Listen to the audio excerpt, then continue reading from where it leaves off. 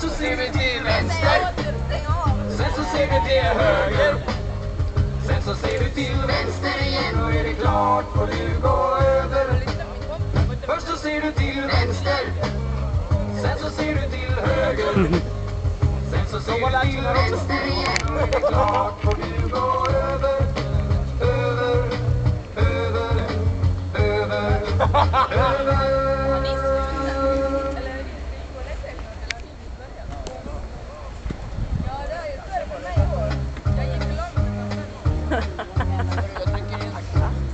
Nu har det blivit som så att det är vanligt att gå från en lekplats och hem till sin mamma. Alla bilarnas fart har ju ökat såklart och ingenting tycks få dem att stanna. Ja, det är gatornas bredd som gör mig så rädd. Hur ska vi få dem att stanna?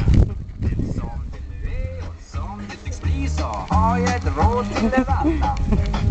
Först så ser du till vänster. Sen så ser du till höger.